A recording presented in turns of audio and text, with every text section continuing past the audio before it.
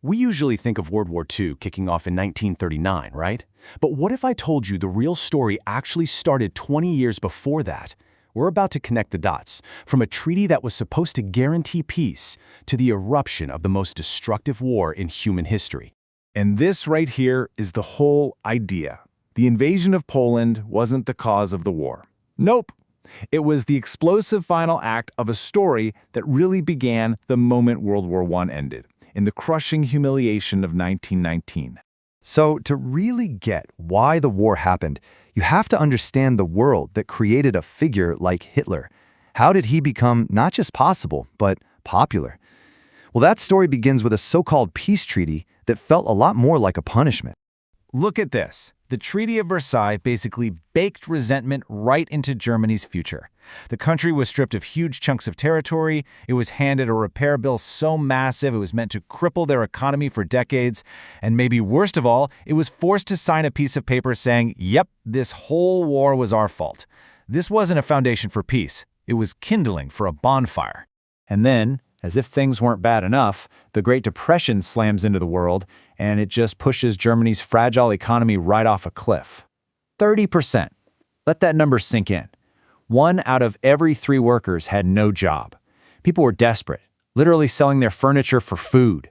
When people are that hopeless, it creates a vacuum. And you know who stepped right into that vacuum? Adolf Hitler. He gave people a simple, powerful, and totally false story to explain all their suffering. He told them, you didn't lose the war on the battlefield. You were betrayed, stabbed in the back by Jews, communists, and traitors right here at home. And when your world is falling apart, a simple explanation like that, well, it can be dangerously seductive. And the result? I mean, just look at the speed of his rise to power. It's shocking. In just a few short years, the Nazi Party goes from being a bunch of extremists nobody took seriously to the biggest political party in the whole country. By 1933, he's chancellor, and just 1 year later, democracy is dead, and he's the absolute dictator of Germany. So as Hitler starts tearing up the Versailles rulebook, what do the other European countries do? They try a policy called appeasement. Basically, they kept giving him what he wanted, hoping it would prevent another war. The most famous moment, of course, is when British Prime Minister Neville Chamberlain came back from giving Hitler a piece of Czechoslovakia and declared he'd secured peace for our time. The contrast is just chilling. Hitler got everything he wanted, and behind closed doors called Chamberlain a worm. Appeasement was a total failure. With diplomacy in tatters, the world was about to see a whole new kind of warfare. The slow, miserable grind of World War I was about to be replaced by something unbelievably fast. So how on earth did Germany manage to conquer so much so quickly? The answer had a name: Blitzkrieg. It literally means lightning war. And the idea was all about speed and shock. You forget about slowly pushing a line forward. Instead, you use perfectly coordinated attacks, tanks, planes, infantry, all at once, to smash a hole in the enemy's defenses, create total chaos behind their lines, and surround them before they even know it hit them. And you can really see the difference here. World War I was about throwing men against trenches for months to gain a few yards. Blitzkrieg, it was as much about psychology as anything else. You don't just attack the front line. You hit their headquarters, you cut their supply lines, you shatter their will to fight. It was about causing a total collapse and doing it with incredible speed. And the results were just devastating. Poland was completely overrun in less than a month. And France, a major world power with a huge army, was defeated in just 6 weeks. The entire world was watching in absolute shock. Nobody had ever seen a war move this fast. But then, after Poland fell, something weird happened. For 8 long months, things went quiet on the Western Front.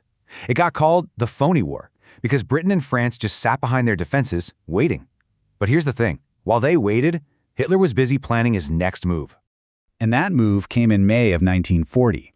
Instead of a predictable attack, German tanks did the unthinkable. They punched right through the Ardennes forest, which everyone thought was impassable. They completely outflanked the Allied armies. And the result? 338,000 British and French soldiers found themselves trapped, with their backs to the sea on the beaches of a little town called Dunkirk. What happened next became the stuff of legend, the miracle of Dunkirk. In this desperate, completely improvised rescue, a whole fleet of nearly 900 civilian boats, we're talking fishing boats, yachts, ferries, sailed across the English Channel under enemy fire. And this flotilla of ordinary people managed to save the army from being wiped out. It was an incredible moment of courage, but let's be clear, it was a strategic disaster. France itself fell just a few weeks later. So now, Britain stands completely alone. A small island staring down a European continent totally dominated by Hitler. It honestly looked like the end. But this is the moment the entire feeling of the war started to change. See, Hitler expected Britain to give up and ask for a peace deal. Instead, he got Winston Churchill. And with speeches like this one, Churchill just drew a line in the sand. There would be no surrender, no negotiation. Britain would fight on no matter what. Hitler's plan to invade Britain, codenamed Operation Sea Lion, had one critical first step: control the skies. But all through the summer of 1940, a hugely outnumbered group of Royal Air Force pilots, the Few, as Churchill famously called them, fought the mighty German Luftwaffe to a standstill. They saved their country from invasion and handed Hitler his very first major defeat of the war. Okay, so his plans to take out Britain have stalled. He's stuck. So what does he do? He makes a fateful, catastrophic decision. A decision that mirrors the biggest mistake Germany made in the First World War. What was Hitler's greatest strategic blunder? It was this: Operation Barbarossa. In June of 1941, Hitler turned his armies east and launched a gigantic invasion of the Soviet Union. The scale, as you can see here, is just mind-blowing. An initial invasion force of 3 million men. And the losses were catastrophic from the start. The Soviets lost 3 million soldiers in the first 6 months alone. And that right there was the ultimate consequence. In spite of those early wins, Hitler had willingly put himself into a two-front war, fighting Britain in the west and now the enormous Soviet Union in the east. He had walked right into the exact strategic trap that destroyed Germany in World War I. And then, in the span of just a few days, the European conflict officially became a world war. This timeline shows just how fast it happened. December 7, 1941, Germany's ally, Japan, attacks the United States at Pearl Harbor. And then, just 4 days later, Hitler himself makes the incredible decision to declare war on America. And this is a point you really can't overstate. His alliance with Japan did not require him to do this. He chose to.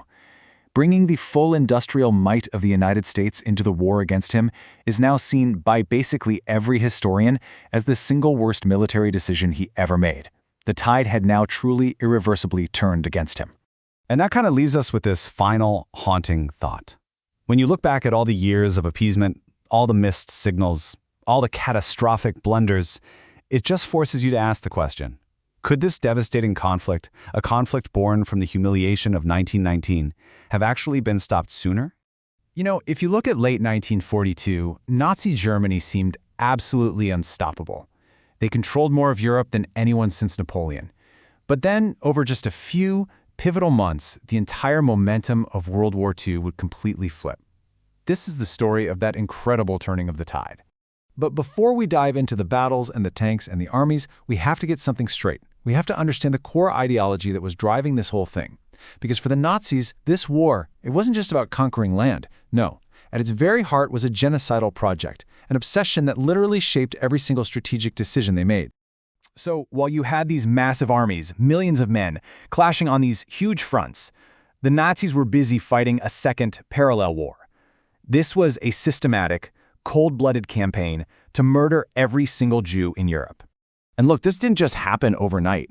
This timeline here shows you the horrifying, deliberate steps. It all started back in the 1930s, right? Stripping people of their basic rights, their citizenship, looting their businesses. Then, in 1941, when they invaded the Soviet Union, it escalated to mass murder by these mobile killing squads. And then, in early 1942, the Nazi leadership got together to formalize a plan to basically industrialize the entire process. And that brings us to the Wannsee Conference. It was this chillingly bureaucratic meeting. This wasn't where they decided to commit genocide. That decision had already been made. No, this was where senior officials met to coordinate the logistics, the how. How are we going to implement our plan to murder 11 million people? It was a meeting about mass murder, but it was run like a corporate planning session. And that bureaucratic coordination, it led directly to this, the creation of death camps. The Nazis built 6 camps specifically for this purpose, all of them in occupied Poland. Auschwitz-Birkenau, Treblinka, Sobibor, Belzec, Chumlo, and Majdanek. These are not concentration camps in the traditional sense. They were factories, designed and built for one single purpose: industrialized extermination. Now this is a really, really important point to grasp.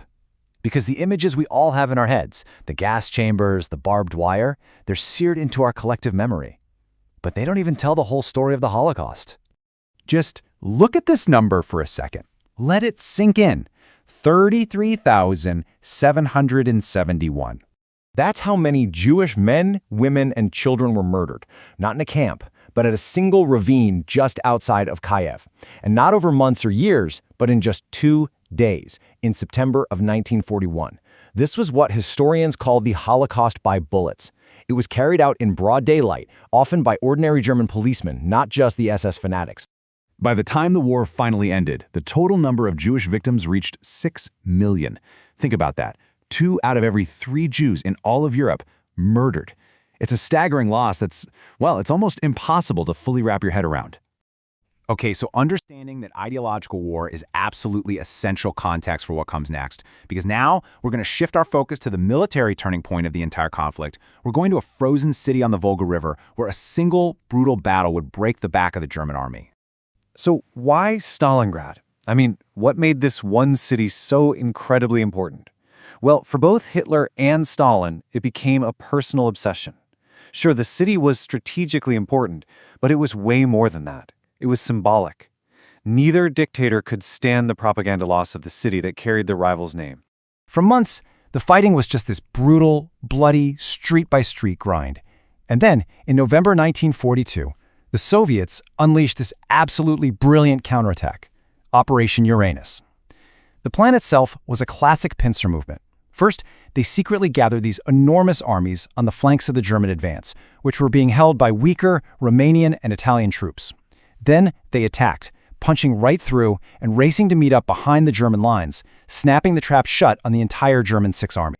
Hitler, of course, refused to allow a retreat. He basically condemned his own soldiers to starvation and freezing to death. So by February 1943, this was the number of starving, frostbitten survivors who finally gave up. It was the first major defeat for the Germans, and it absolutely shattered the myth of Nazi invincibility. And if you want to get a sense of the sheer, unimaginable intensity of the fighting there, just listen to this fact.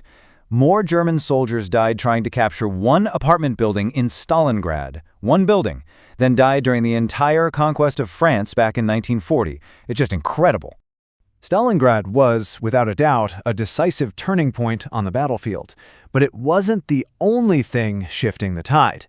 To see the other part of the story, we have to zoom out and look at the global economic powerhouse that was just beginning to grind into high gear, the United States. When America entered the war, it just unleashed its unmatched industrial scale.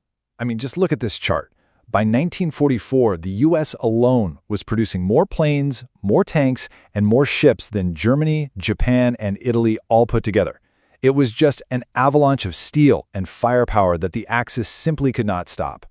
And the speed was just breathtaking. What does this number mean? 42 days. That's how quickly American workers could build a Liberty ship, a massive cargo vessel that was essential for supplying the Allies. From laying down the first piece of steel to launching it in the water in just over a month. And a huge chunk of this production was sent to America's allies. Through this program called Lend-Lease, the U.S. sent over $11 billion worth of supplies to the Soviet Union alone. This included over 400,000 jeeps and trucks, just like these, which gave the Red Army the critical mobility it desperately needed to chase down and outmaneuver the Germans after Stalingrad. And hey, don't just take my word for it. Listen to Soviet Marshal Georgy Zhukov. This is the commander who led the Red Army all the way to victory in Berlin. And he privately admitted that without American industrial power, the Soviets would not have won the war. So by 1943, the tide had unmistakably turned. On the Eastern Front, in the factories of America, the entire momentum of the war had shifted. The Axis powers were now on the defensive. But that just leads to the final, massive question. With the tide turned against them, how in the world were the Allies ever going to get back onto the continent and break down the walls of Hitler's fortress Europe? You know, some events are so huge, they don't just mark the end of an era. They end one world and create a totally new one. Well, the Second World War, it's the literal definition of that. So let's dive into how the end of this war wasn't just an end, but actually the beginning of our world. Think about this number for a second. 156,000. That's how many Allied soldiers stormed the beaches of Normandy. on a single morning. It's an invasion force so massive, its scale is almost impossible to truly wrap your head around. So, what we're going to do here is follow the story from that absolutely massive invasion all the way to the final days of the most destructive war in human history. And we'll see how it all shaped the world we're living in right now.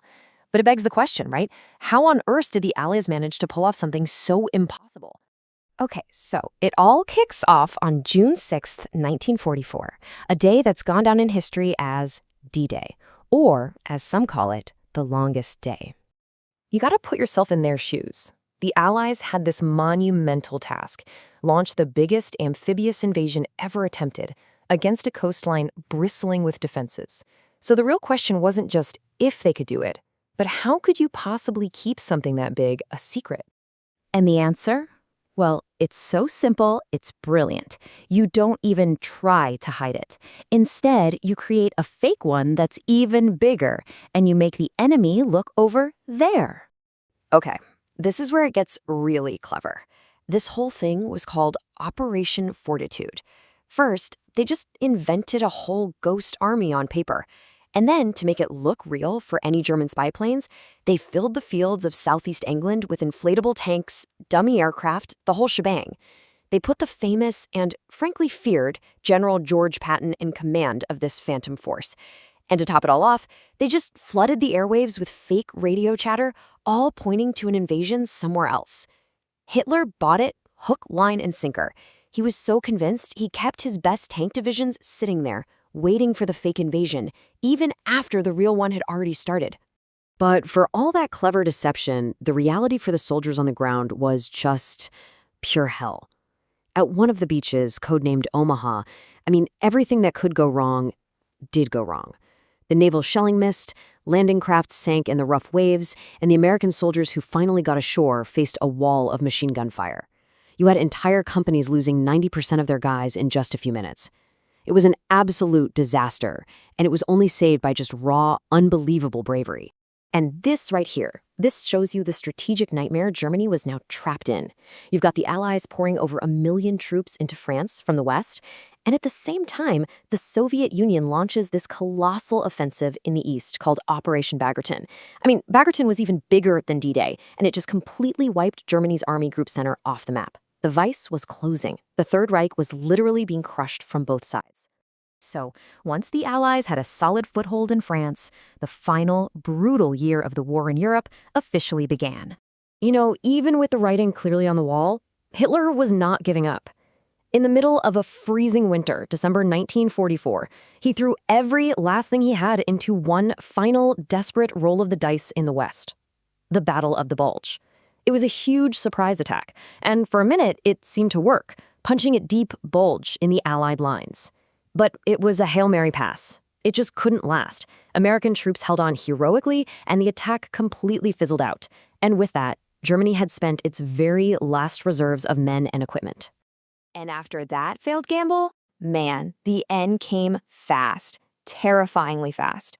So while the Battle of the Bulge is happening in December, the Soviets are already closing in on the other side, just 40 miles from Berlin by January.